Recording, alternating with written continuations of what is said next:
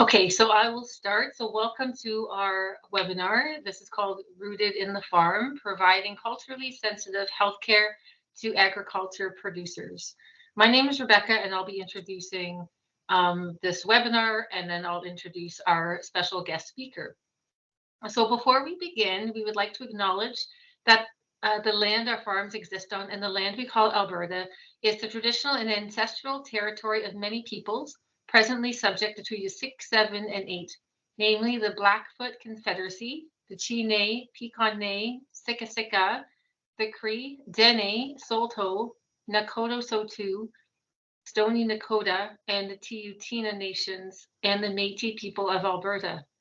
This includes the Métis settlements and the 6 regions of the Métis nations of Alberta within the historic Northwest Métis homeland.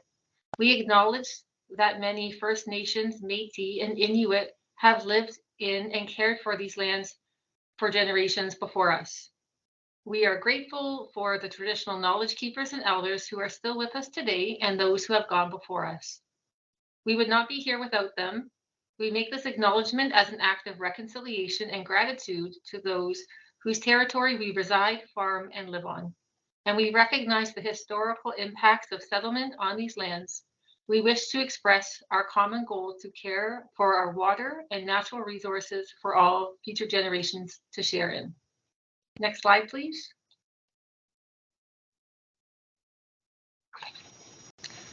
So I'm going to welcome you. Good morning. Welcome to today's webinar, Rooted in the Farm. I'm going to invite Lindsay, our assistant at AGNO, to give the introductions here. Hi there. So I wanted to share this outline of our presentation today and just a little bit of housekeeping. You should be automatically muted with your cameras off, but that doesn't mean we don't want you to participate. So please put your questions in the chat or the Q&A section, and we'll address them in the Q&A portion of the presentation. If we do run out of time to address your questions, we'll be sure to follow up with an email answering any of the remaining ones. And Rebecca Perk-Stephenson will kick us off momentarily with an introduction to AGNO and our team, and then you're in for a real treat. Michelle is going to present Rooted in the Farm, providing culturally sensitive healthcare to agriculture producers. And then after we hear from Michelle, Rebecca will come back and share some of our research and event updates before moving on to the Q&A. Lastly, we are recording the webinar, but the recording will not be readily available on our website until probably later this year. So we do hope you can stay for the entirety of today's webinar. Rebecca? Thanks, Lindsay. So I'm going to talk a little bit about the context of AGNO. And this webinar. So AGNO came to be after requests from agriculture associations, farmers and businesses for agriculture and farm-specific mental health resources and services. This was the result of some very tough years for Western Canada, where there was everything from localized droughts and flooding, poor harvest conditions, extremely cold winters, and devastating livestock disease outbreaks, to huge fluctuations in global commodity prices, and then coupled with supply chain disruptions, which of course exacerbated during the pandemic. Addressing farmer mental health was an initiative of the Agriculture Research Extension Council of Alberta, or ARICA, which is a farmer-led not-for-profit that supports regional and applied research and forage associations and administrative programs to help ensure the success of farmers and agriculture producers across Alberta. And in 2022, Erica partnered with the University of Alberta, for which I'm a member of, and we formed AGNO. And then we received funding from the Alberta Minister of Agriculture to explore and address the priorities that came out of our white paper. You can download a copy of our white paper from the internet or from our website if you're interested in exploring those findings and our recommendations. And we know from our research that farmers experience barriers seeking help. One of these barriers is a belief that they may not be understood by practitioners. This is where the idea of farm culture comes in. So digging deeper and exploring farm culture will help us understand farmers' needs and what therapeutic approaches might work well for them. And perhaps this is a way to increase medical professionals' understanding of farm culture so that farmers can be best supported by the systems and programs that are currently available to them. Next slide, please, Lindsay. And before I introduce Michelle, this is my last slide I'll share, and just who is the AGNO team. So you've met Lindsay, who is our assistant, and then there's also Linda Hunt, myself, and Ellen Hull. So the AGNO team is Linda Hunt. She is the AGNO program director at Erica. She's also a forage and livestock agrologist and farmer with over 20 years experience working with farmers and production research, extension, and policy. She's also a mom, an AgriSociety member, and active volunteer in her community. She grew up on a multi-generational farm in southern Alberta, and in view of the Sweetgrass Hills, but still has worked on farms and farm associations throughout Alberta and central Saskatchewan. She brings a traditional agriculture extension approach to this initiative, along with her network of agricultural professionals, farmers, media, and government. And then there's me. So I'm Rebecca Perk-Stevenson. I'm AGNO's lead researcher, and I'm a University of Alberta professor at the Augustana campus in Camrose.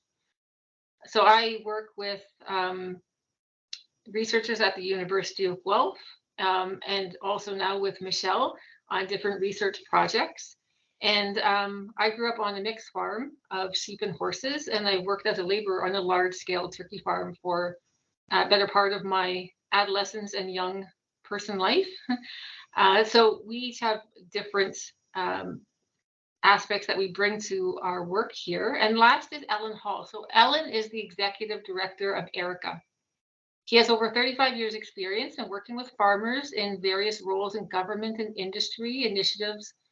Ellen started his career way back in the day as a DA and was managing research programs up until he retired. He has fostered and managed connections with government and ag business and brings those connections to AGNO with us. So even though we all have different specialties, our common thread is that we all have experience and background in agriculture and farming, and we're very much guided by a for us by us philosophy. Next slide, please. Okay. So I would like us to I'd like to welcome Dr. Michelle Pavlov. She is a registered nurse and rural health researcher. She is currently the research chair of rural health in Saskatchewan Polytechnic, where she holds a faculty position. She is also an adjunct professor at the University of Regina. Michelle continues to is also attending the Harvard Medical School as a postgrad student with a focus on effective writing for healthcare. But most importantly, Michelle resides with her family on a ranch in Saskatchewan and is the principal investigator of the Saskatchewan Farmer and Rancher Mental Health Farm H initiative, and now is the research lead and founder of Sask Ag Matters Network. In addition to farm culture and farm mental health, her research includes rural nursing and telephone-based social programs for rural older adults. Linda Hunt met Michelle when she was conducting a jurisdictional review of mental health programs and services across Canada during our needs assessment phase of the AGNO initiative. And we're pleased to have her join us today to talk about her research. So with that, I'm going to mute myself and invite Michelle to begin her presentation. Thanks so much, Rebecca. Thanks everybody for coming. I know everybody is really busy, and it's a really busy time of year, and I appreciate everybody taking time out of their day to talk about this, and I'm excited to connect with other people about this topic. This is a great place to start a conversation about it, and I think it's important just to even start using words like farm culture and think about what that means to the patients and clients that we're providing care to. And what I'd like to do to get started while I'm kind of getting going here, if everybody in the chat, if you feel comfortable, just put what your profession is, if you're an egg producer, if you're a healthcare provider, if so what, and then just one word. When I say farm culture, you think, and then put in a word or two, please. I'm very interested to know what your thoughts are on farm culture and what some of your experiences are. And I'm coming at this from the lens not only as a nurse, but as somebody who grew up in an urban setting and 20 years ago met this cattle guy and ended up marrying him and moving out to this ranch, and we've got 3 kids, and I have learned a lot about rural living, rural nursing, and farm culture, and I'm learning a little bit more about it every day. So next slide, please.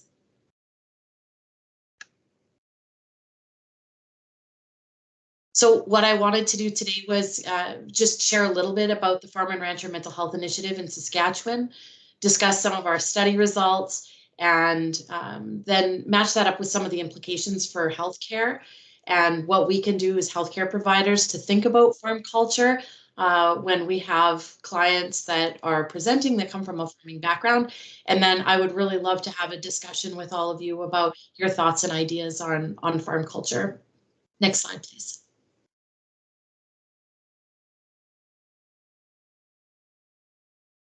So I'm sorry, I'm not very good with Teams, so I'll have to tell you there's beeping in the background. I don't know if you can hear it, but I can hear people in the chat, so thank you so much for that. I would like to do a funding acknowledgement, first of all, to Saskatchewan Polytechnic, also for the Saskatchewan Centre for Patient-Oriented Research and Saskatchewan Health Research Foundation, who funded this study. In addition to this, we also had many Saskatchewan farmers and ranchers, church groups, people running marathons and raising money, all to go towards the Farm H initiative, because we have so much passion in Saskatchewan for people wanting to support one another and to support people in the ag industry. And that's why I was really excited to present today, because not only do we share a border between Alberta and Saskatchewan, but I feel like our cultures are very much the same. We often have people moving from one province to another, and we share a lot of the same values and cultural aspects to our lives in the ag industry. So so I think that this will be very interesting to hear an Alberta perspective as well. And I've got no conflicts of interest to disclose. So I am going to go into the chat really quick, if I can.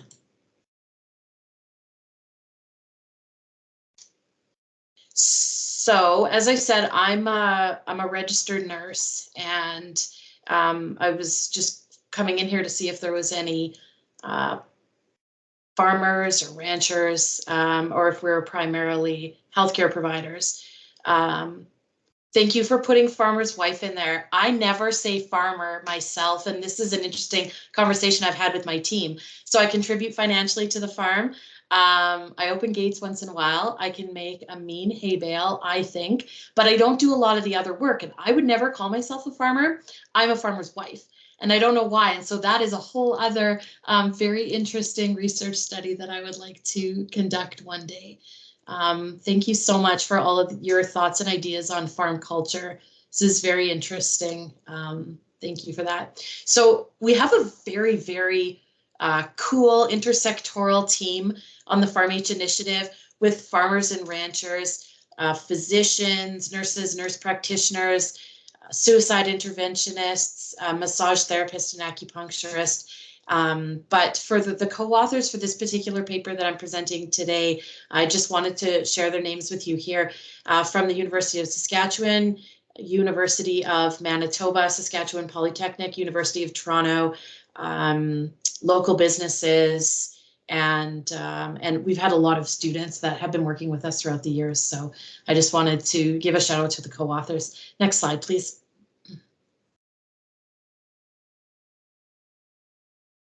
So I'll tell you a little story that kind of will sum up a little bit about how Farm H is going with our patient family partners.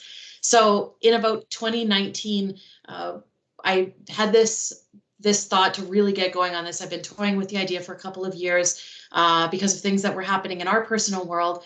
And so in late 2018, early 2019, I was able to get a team together. And I have these amazing patient family partners who are people with lived experience, community members who are also farmers and ranchers.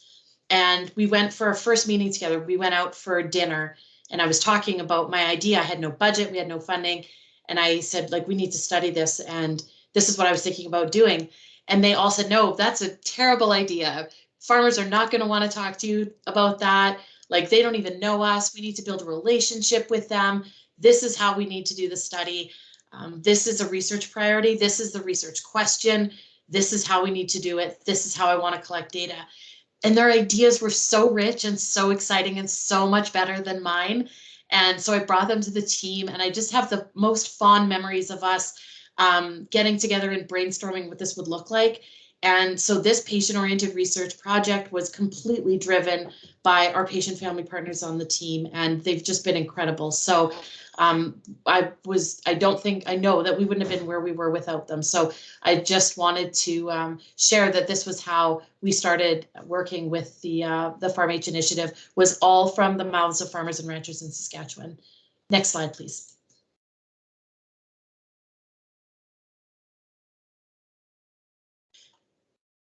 So what we wanted to do was understand programs, resources, and interventions that farmers and ranchers identified as important for them to support them in their mental health care. Another piece of that, we knew that farm culture was out there. It was a thing, it was palpable, but like, what is it? And we talk about it, and there's certain things we do, and there's a certain way that we say things, and there's certain things that we believe. And we know as cultures, not everybody is going to be the same, but generally, like, what are some ideas about farm culture, and how can we get those ideas and have healthcare providers understand where farmers and ranchers are coming from when they walk through the door, so that producers aren't thinking, oh, the first 3 minutes, that they don't understand it, they don't get it, they just don't get it. And we've heard that so many times. And we don't always have the luxury of going to practitioners who understand farming or came from a farm. And so it's important in undergraduate programs, in educational institutions, and for the general public to understand what farming is, what they do, so that when something happens where they might need physical or mental health care, that we're there, boots on the ground, ready to support them because we understand where they're coming from. So the first part of our study, the programs, resources, and interventions, that's reported elsewhere, but the focus of today was to talk about our findings around farm culture and what that looks like, so that we could share the information that we found in Saskatchewan. We know that farmers and ranchers have multiple roles on the farm. We know that they're mechanics, they're vets, entrepreneurs, business people, and that their identity is really a multifaceted lifestyle and occupation. But it's also super high stress, and we know that. And this can lead to a poor life balance, can cause isolation, and this is all dependent on things that are out of the producer's control, whether it's cattle prices, grain prices, weather, or the economic state of the world, or a pandemic, whatever that looks like. And so it's causing a lot of stress for the industry. We also know that ethnocentrism is really present in healthcare when the care provided is not centered around the culture from which the patient is coming from. So I remember in nursing school, we did learn about specific cultures. We learned how to provide culturally sensitive care, but I hadn't heard about farm culture. And so my dream is that eventually nursing students and other kinds of students that are coming through can hear about farm culture and they can think about it. Because even if you end up working in downtown New York, you might have a farmer that comes in to see you, and they're going to go back to their farm. And we know in Saskatchewan and Alberta, it's the same. It doesn't matter where you're working. At some point, you may see a farmer or rancher, and it's really important that we know about their culture. So knowing this, it really led us to our research purpose and a research question. Next slide, please. So again, the overall purpose, explore programs, resources, interventions, and to define farm culture. And today we'll be talking about our analysis, how do farmers and ranchers define farm culture? That was our question. Next slide, please. So I have to tell you, this was a very interesting project for many reasons. One, it was near and dear to my heart. The next was that we had to use some very unique strategies to collect data. Farmers and ranchers, we found in Saskatchewan anyway, were kind of a difficult group to collect information from. My patient family partner said a lot of it has to do with the trust. They need to trust who they're talking to. And it's really hard if they just see a poster up somewhere or they see something on social media, you know, do this survey. We need to come in and build that trust and let them know, like, hey, this is who we are. And my husband had said to me, you have to let them know you're not just a stuffy researcher. Like, you can't wear your fancy boots, your rubber boots to their farms when you're collecting data. Like, you need to let them know that you know what it feels like to be on the other end of things, and you really understand where they're coming from. So we used a modified exploratory sequential mixed methods design. Basically means that we did a lot of things in different order, and I made a chart just to kind of show you how we flowed with the data collection. The sample for the study was farmers and ranchers in Saskatchewan over the age of 18, any gender or sex who owned or leased their farm or ranch. The decision was made by our patient family partners not to include hired hand or seasonal workers just because they wanted people who were very financially invested in the farm, just to start with when we were figuring out what this farm culture was going to look like and sound like. So that was where we started. We know that more research needs to be conducted on people who work on farms because they're also in the culture. But just for the purposes of this research, we were only looking at owners of the operations. So we recruited participants from August 2020 to January 2022. We used media. I did a lot of radio and television news, kind of the news at noon, CTV, Global, CBC kind of thing, which interestingly enough was the biggest bang for our buck. We also had Twitter and Instagram. We have a social media presence, word of mouth, recruitment posters, and our presence at trade shows. And that was also a very, very effective way for us to recruit participants. We did semi-structured telephone interviews that our patient family partners conducted. We taught them how to conduct the interviews, and we had a guide for them, and they thought that it was really important that participants talk to another farmer when we were collecting that data. So that was really interesting. We also attended Agribition, which is a large ag event in Saskatchewan every year, and I'll show you some photos from Agribition. That was a very neat data collection strategy for us. And then I have to do my researcher piece and just say that we used interpretive description methodology because we did so many different things and we borrowed from so many different methods. So it was a really great methodology for us to collect this data and analyze it. Next slide, please.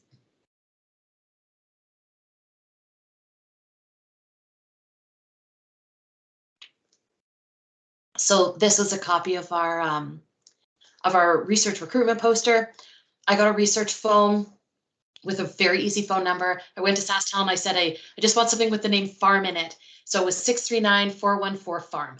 And this was a number that they could call if they wanted to participate in one of our interviews. And then later, if they wanted to send us a photo for a photo voice study. Next slide, please. So this is a photo of us at Agribition. What you don't see on the other side, we were in the Charlet cattle barn. And so we had cows walking past us every minute. Very nice, blow-dried cows. So my husband goes to Agribition every year. I had never been, this was my first time. And I always joked about how, oh, cows, they get blow-dried and they get to go to the spa. And I didn't take them seriously, but actually they do. And I was like, oh my gosh, we've got a princess parade here and these cows are looking so good and they're walking by. And so what you see here are three of our patient family partners. I'm very proud of this little sign. It was during COVID, we had to socially distance. So we had keep one cow apart, but we had seats here for people just to come grab a coffee, come sit. We had rodeo playing on the TV on the side there, and we could just chat with people. And then the picture on the right, you'll see we had laptops set up here. There was a QR code for people to get to our survey. There was some candy. We made thousands of magnets that had 211 Saskatchewan on it. And we had Farm H on it, our logo. And then like if you need some help, you could call, text, or go online to 211 through the United Way. And then we put these magnets up in the bathrooms and we were handing them out to people with the candies and pens. And we just really wanted to make it a communal space. And this was all my patient partners. They said, like, we need a gathering place for people to come. If you're doing a research study, like, they need to know that you care about them. You want to hear about their stories, and we need to kind of invite them into our living room. So that's what we did. And we just set this up at Agribition in the Charlotte Cattle Barn. So it was kind of a new thing for me as a researcher to collect data this way, but it was very neat. Next slide, please. So here's a chart about how we collected this information. So first we did our semi-structured interviews on the phone, and then that really informed our survey that we were doing, where we asked about programs, resources, and interventions. And then we said, what does farm culture mean to you? And people could either type that in, or they could send us a photo. And the reason that we decided to do a photo was because we know that if you say, what's farm culture? It's kind of hard to put that into words. But we know that farmers and ranchers are very proud of the work they do, and we know that they have a ton of photos on their phone. So it's a lot easier to say, hey, could you send us a photo of what farm culture means to you? And we just got amazing photos in, and a video even, and people were very proud to show things that were on their phone and things that were important to them. And the reason that this was modified is because we ended up throwing that little qualitative piece kind of at the end, and then we interpreted it all and described it at the very end, this large pile of data to get to our results. Next slide, please. So we had a pretty even split between men and women on our findings here, and most of the producers were actually under the age of 50, and there was an overrepresentation of cattle in that cattle producers, and that is a limitation of our study. And I think it was because the recruitment was so strong at Agribition. So definitely something to note for the findings. Next slide, please. So I'm very proud of this. Sometimes I do things in my work, and I still want to go hang it on my fridge. And this is important to me because this is a start of a conversation. And there's been a lot of really good research conducted on agrarianism and farm culture. But this is the first time that we've been able to do something like this in Saskatchewan, get this many people together, have a patient-oriented research project. And I feel like it's a launch pad to build other things off of. And from this, there's lifetimes of work to pull all these pieces apart and see how they're intertwined. So this is just a baby model, but I wanted to share it with you today. So we had 3 overarching themes about farm culture. The first was a family affair, which included having farm legacy being important, as well as shared experiences and instilling values. The second theme was strong character, including work ethic and passion. No weaknesses allowed, and then unique stressors, including competition, working conditions, and a gendered environment. Next slide, please.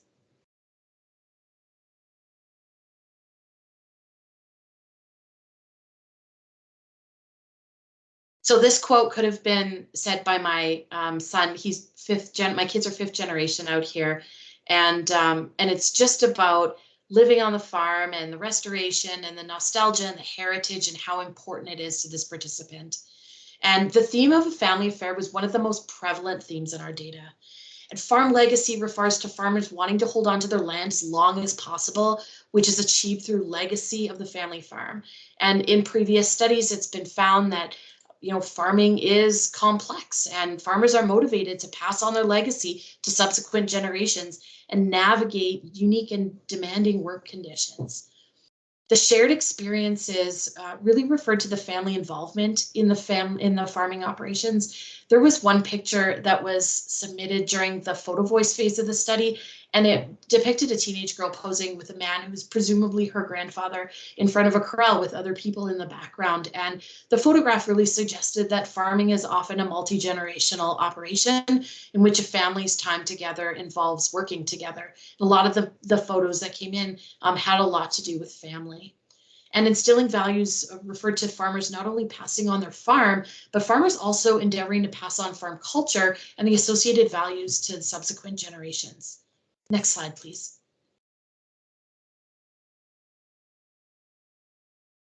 So the second theme is strong character. It's our life, heart, and soul. Every ounce of ourselves, physically, mentally, and financially, goes into what we do. Providing resources for the food and world. That's a lot of stress. That is a lot of weight on your shoulders. And so when they talk about putting everything into it, as a healthcare provider, I think about the impact that that has on them physically, mentally, spiritually, and what that looks like. Study participants talk to us about the importance of having a strong character as a farmer. And many participants discuss the strong work ethic that they really want to instill in the next generation of farmers. And the hard work they feel is really important when you call yourself a farmer, that just goes hand in hand with hard work. And I will say I'm using the words farmer, rancher, and agriculture producer interchangeably. We have had hours of conversations. We've learned that farmers don't like to be called ranchers sometimes, and ranchers don't like to be called farmers. And so I'm just going to use all the different words, knowing that we're, talking about the same group of people. But participants use the words like cowardly and weak, actually, to describe what it would look like if they asked for help. When discussing farm culture, a lot of them talked about the tendency to remain silent about personal issues, especially when it came to their mental health. And one participant, when discussing the prevalence of suicide in their farming community, just said there's going to be more suicide because we just don't talk. And they said that they just have to remain strong and stoic. And again, that is so much weight to carry. Next slide, please.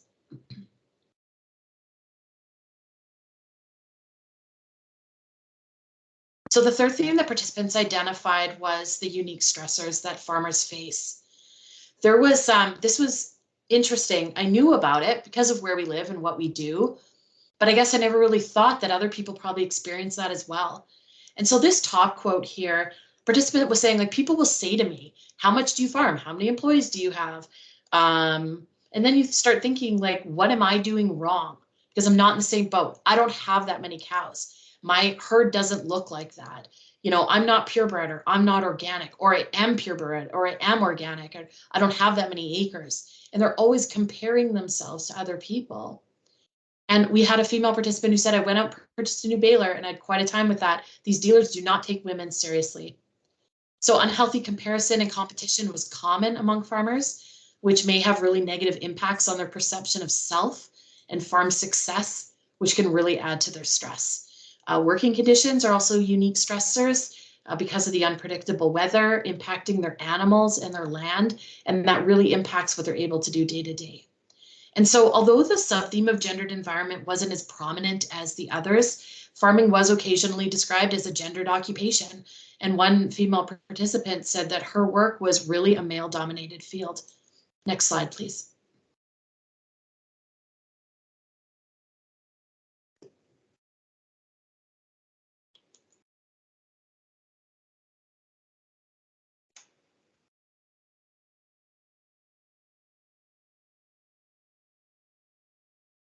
Thank you. I thought my farm internet went out for a minute. I'm like, no, please not now. Be strong, little farm internet. Thank you. So we did have some strengths and limitations with this study. The significant strength, as I said, was the patient family partner involvement. Just an amazing group of people that really helped get this off the ground. And our multimodal data collection methods. Interviews weren't for everybody, and surveys weren't for everybody, and sending in photos wasn't for everybody. But getting to do all these little pieces really brought everything kind of together so we could take a look at what was happening and just have a place to start. We didn't really consider the intersectionality of some special groups like religious groups. So that was definitely a limitation. As I said, we had an overrepresentation of cattle producers. This, because it's from Saskatchewan, it might not be generalizable to national or international farming populations. Although when we're digging into the literature, we're seeing a lot of things that are, we very much have in common with other parts of the world.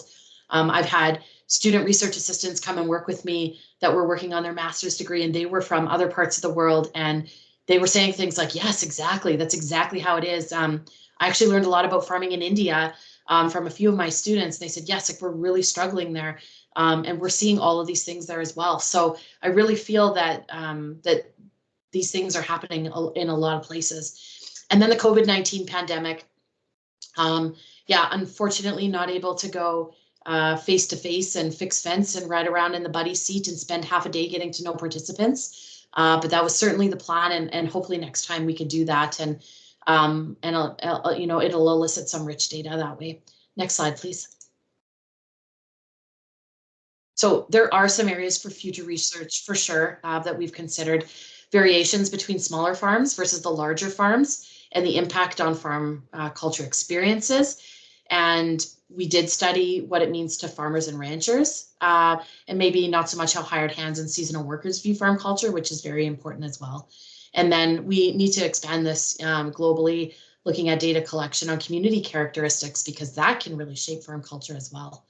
Next slide, please.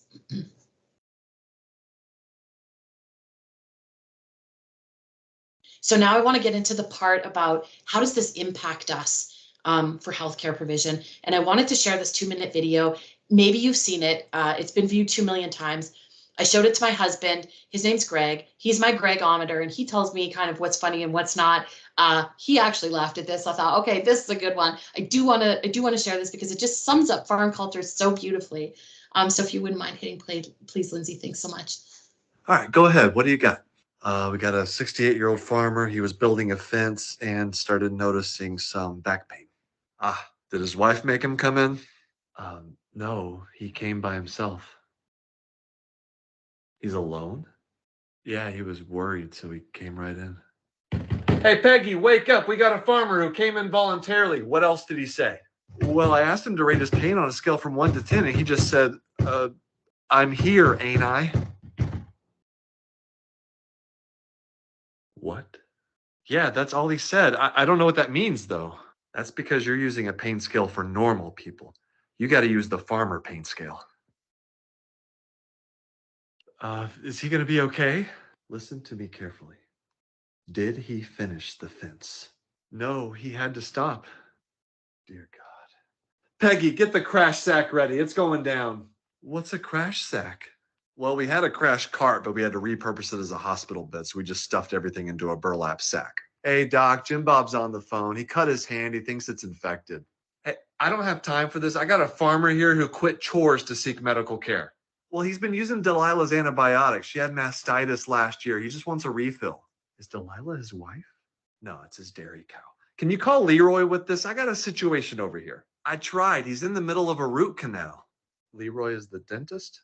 He's the dentist and the pharmacist. Hey, Peggy, can you tell Texaco Mike to go ahead and gas up the fan boat, please? Is Leroy a pharmacist for humans or animals? You think we have 2 pharmacists here? Yeah, go ahead and fax him. It might take him a while to get here. Hey, Doc, Jim Bob called back. He said, never mind. Great. What? What's wrong? When a farmer calls asking for help, you got to jump on it right away. If you wait too long, he'll say to hell with it, and you'll never hear from him again. Really? Hey, what did Jim Bob say when he called? He said to hell with it.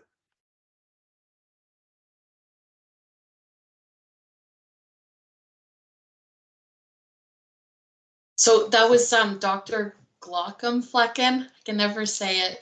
He's on Twitter, so funny.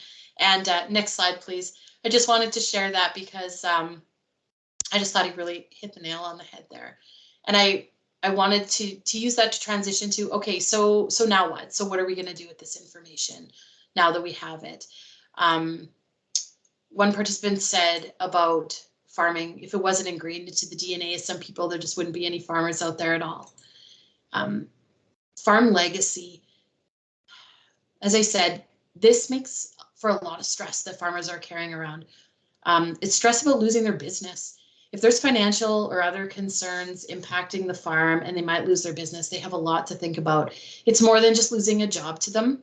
They may be carrying the pressure of several generations on their shoulders.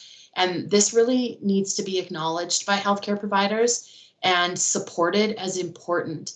And they need to know that this is different than other jobs that are not family owned. And I remember one participant saying, I'm trying to remember exactly how he said it, but he said, we don't want people to think that we're special. He's like, but we are special and we're unique. And, you know, even if I owned a coffee shop that say was in my family for, you know, 2 or 3 generations, it's different. This is the land, like the land, we're a part of it, and it's a part of us. And so they're just carrying around all this invisible baggage all the time, and it's very stressful. So as healthcare providers, it's important that we ask questions about that.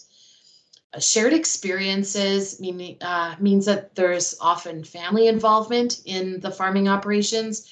And so this can be a cause of stress for some participants, and for others, this was a lot of support. So clarify with your patient or client if they have family that they want involved with their circle of care. And instilling values, a source of stress. Farmers may feel inclined to pass on that farm culture and those values. And if they're not well, they might be wondering, well, how can I do this if I can't farm anymore? And who am I if I'm mentally or physically not feeling well? Then who am I if not a farmer? So they may be thinking more about what their inability to farm looks like rather than focusing on their health concern. So these things may be top of mind for farmers.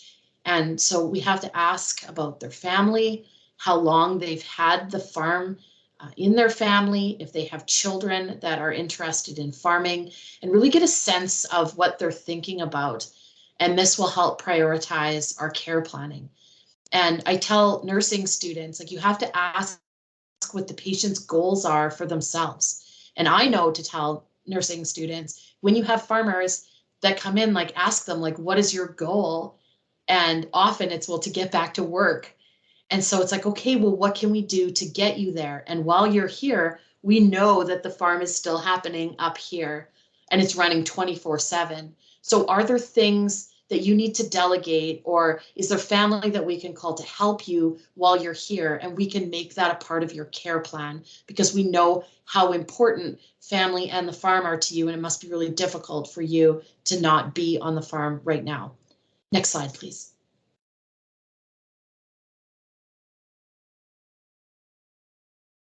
So with strong character, the work ethic and passion for the farm is often going to trump the own personal physical and mental health needs of the farmer. And the passion that the farmer has for their work means that they're often putting their own needs last, behind the needs of their land, their equipment, and their animals. So in your assessment, you can ask, like, what have you been doing for self-care? Are you taking breaks? And I know people don't like to hear the word self-care, but it's true that farmers often don't do that because everything else has to come first. How are they sleeping? When's the last time they went to a doctor? When's the last time they went to a dentist? Do they even have extra health insurance to pay for things that aren't covered by our universal health care? Often producers wouldn't think twice to take a sick animal in, but do they take themselves in when they need health care? And so those are some of the barriers that we need to think about. Okay, how do we get over these challenges? And no weakness is allowed. Because farmers are tough, there's going to be a part of the culture where a person should just buck up and get on with things, they think. And that makes it really difficult for producers to seek physical or mental health care. So you know if a farmer comes to see you that something is really wrong. And by the time they get to you, often the infection's really bad, or the bone's been broken for a couple of days and they just couldn't walk on it. Or maybe they've been depressed for several months and they've just reached a breaking point. So know that their appointment with you means that they had to stop work to come in, and it was not an easy decision for them to make to come in to see you. So we need to acknowledge that for them and ask them what they had to stop doing to come in. And conversely, maybe they haven't been able to do anything because of their mental health. So we can ask them specific questions about farm jobs that they've been doing over the last couple of days, or farm jobs that they have to do, they know they have to do, but they're just not able to do them because they're too overwhelmed, or maybe their anxiety is too high. And all of this is going to be a very important part of our assessment. Next slide, please.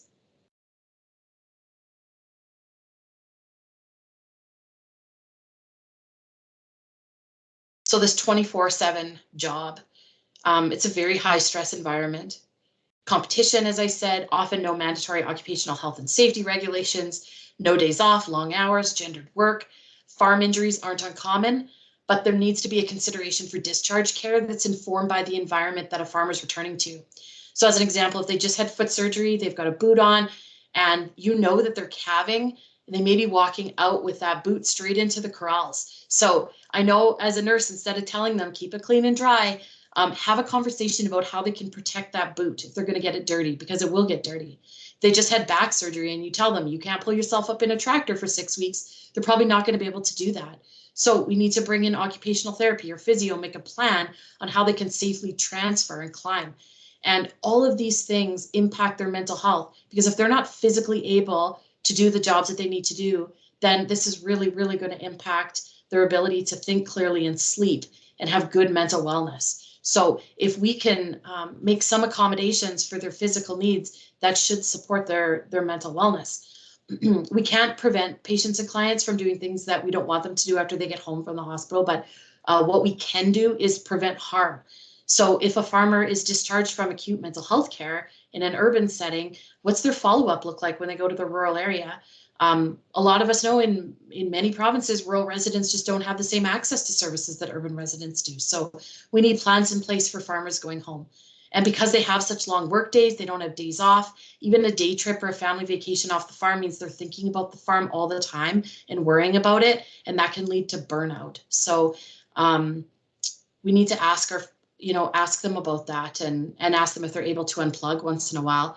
And for female farmers, there's the old traditional gender roles they're expected to carry: cooking, cleaning, childcare, on top of everything else that they need to do working on the farm, maybe even having an off-farm job, and they're burnt out. So we need to ask them about their roles and the expectations placed on them and ask them about their supports.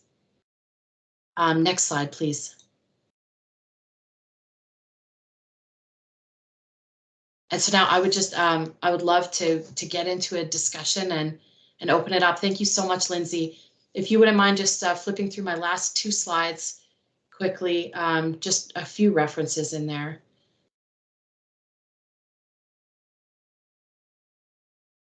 Thank you.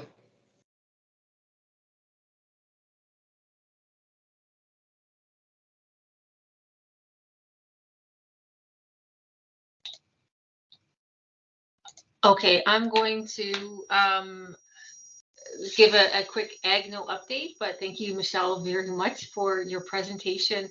I'm also going to invite attendees that if you have a question for Michelle, that you can put that into the chat, and I'm going to go through this quickly so that there is time to address some of those questions. So at AgNo, we're really pleased and fortunate to have discovered some of our research partners to provide some of the work that we do. So my team, for example, at the University of Alberta at Augustana here, there's 11 research assistants who are all working on really exciting projects. So all of the information that we gather is from farmers, from producers, ranchers, as well as healthcare providers who work in rural areas. And I noticed that some of them are here today with us. Next slide, please. So all of the data that we collect is generated toward developing evidence-based tools for this farmer-led approach. So we're creating a bunch of mental health resources that have been recommended by farmers or to address their needs. So Michelle's her presentation and her work on farm culture is one of those great examples of when you can do a research project and then use that to help, say in this case, healthcare providers provide really targeted information for a particular population. So at AgNo, we're currently developing mental health workshop series that are tailored for particular groups, farmers or providers, so that they can get sort of this fresh and relevant information every year and expand their knowledge. So we understand that knowledge and understanding of a particular culture, such as farmers, is something that requires ongoing education. Next slide, please. Okay. So if you want to get involved, how do you do that? We really do like input. So I'm going to share just two examples of studies in which you might want to get involved. Next slide, please. The first one is our farmer stress and coping survey. So one of our goals was to help develop and sort of amass some data for Alberta. So when we started this project or this initiative, there really wasn't any Alberta specific data on mental health. And there was a national study which was provided a really useful benchmark for understanding producers' needs across the country. That was a good starting point, and we wanted to know, like, how does Alberta compare because there might be some variation in farm culture depending on, commodity type or regions, and we don't know if that's true or not unless we actually do the work and collect the data.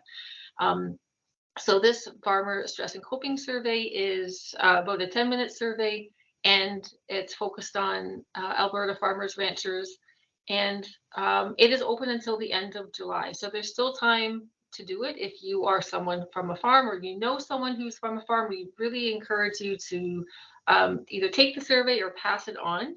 Right now we have about 300 participants and we're aiming for about 400. So we're almost there and we'll probably meet that target. But the more data we get from all different regions of Alberta, it's just going to help us inform those tools and resources so that they're really useful and targeted for our population. Next slide, please. And then this is one that we started this summer. So one of the things that came out of our white paper was that when we investigated what are some of the things that stress farmers out, and one of them was farm transitions. And I really like how this dovetails really nicely on Michelle's talk about farm culture, is that if someone has been in this role and had those values, beliefs instilled, from generations before, does one ever retire, right? How do you even plan for retirement when your whole life has been, contributing to a family farm? So we're exploring farm transitions. So in this study, we want to know, how do you navigate those roles? What are some resources that you find useful? What are the barriers to even having that conversation with your family about succession planning and transitioning, to another role, or letting someone, transition into that farm operator role? So these are one-on-one, anonymous and confidential interviews with either me or someone from my research assistant team. And every participant receives an honorarium for their input. So certainly share that with your circles. Next slide, please. And then lastly, we really appreciate your feedback. So please complete this form if you're able to. And it is a short survey where we can learn, improve, and continue to offer programs that really meet your needs. I'll leave it there for just a moment. Okay, we can also put this on our website in case you want to share your feedback after this presentation. Next slide, please. All right, and then this is the last sort of content slide I'll share. And these are just some of our upcoming events and activities that we'll be offering. So we have the Farm Mental Health 101. This is an interactive workshop that's delivered by me.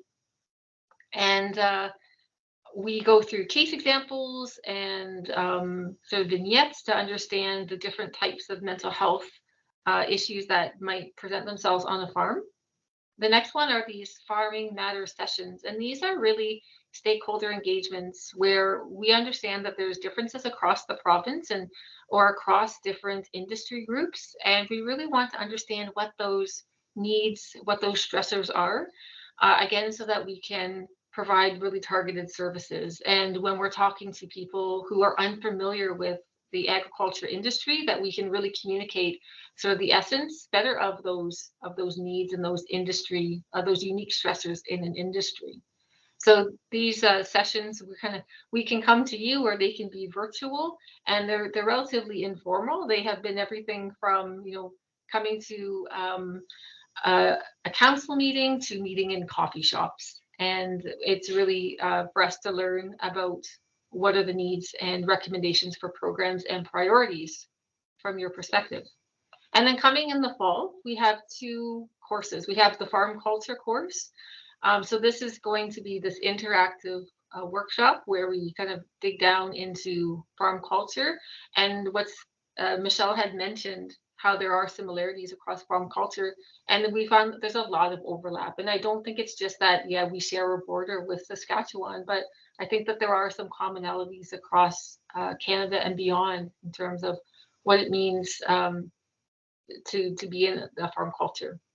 So this will be geared toward healthcare providers and community support workers who are working in rural areas and really want to have a deeper understanding of how to connect with those in the farming community.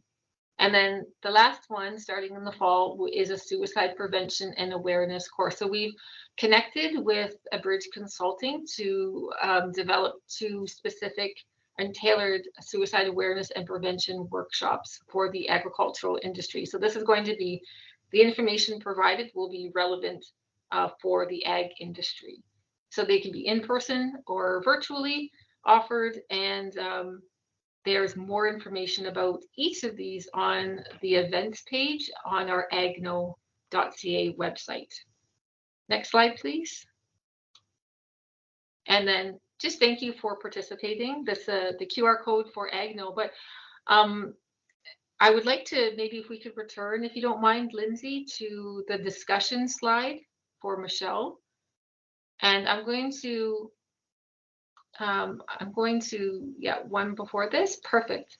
I'm going to invite Michelle to maybe answer some of the questions that come in, or if the participant, if you have any questions through the Q&A or the chat, we can explore those.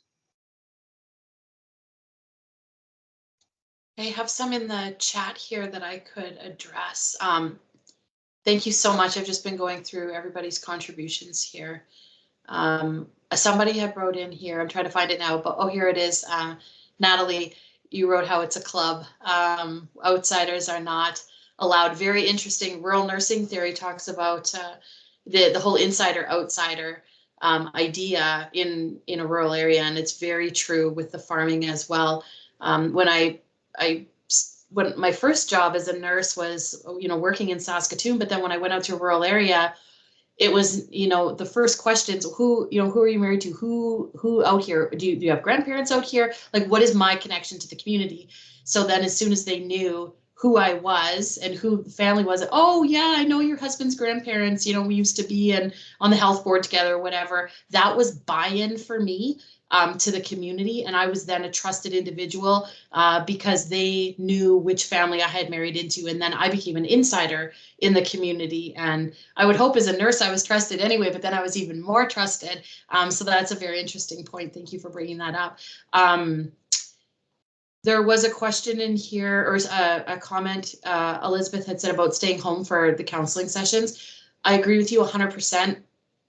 We've been so fortunate to have the opportunity to use things like Zoom for sessions. Just like Alberta, in some places we're very sparsely located, hours and hours to get to a place where producers can talk to somebody face to face. I know that the face-to-face piece of farm culture is important, but that, if you're 2 hours away from the city, just in driving time, that's 4 hours you're taking off of work, plus your appointment time and the cost of fuel to get there, maybe childcare.